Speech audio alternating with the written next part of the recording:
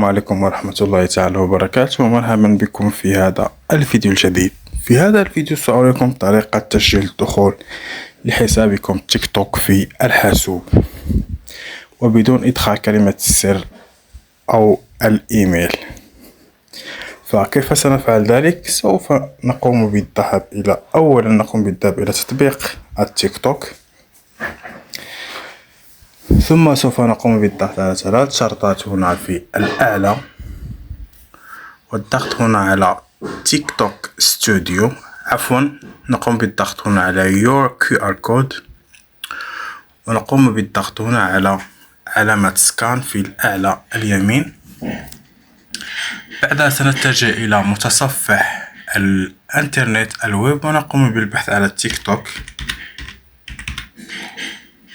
هكذا. نقوم بالضغط هنا على تطبيق التيك توك،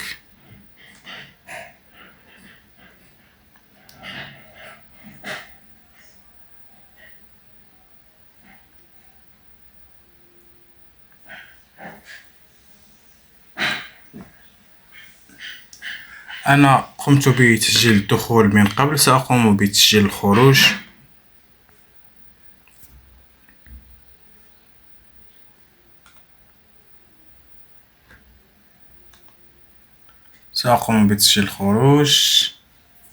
هكذا.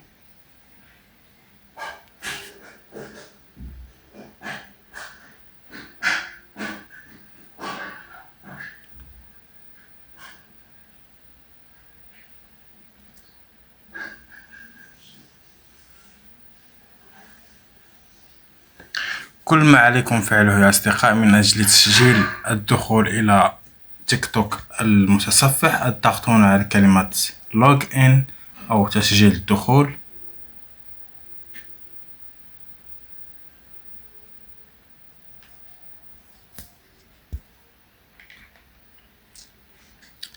هنا سوف نقوم بالضغط هنا على الخيار الأول Use QR Code،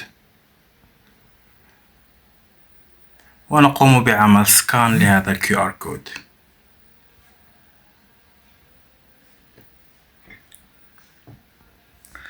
سوف نضغط على Yes It's Me، نعم هذا أنا، وهكذا نكون قد قمنا بتسجيل الدخول إلى حسابنا في التيك توك ويب بنجاح كما تلاحظون.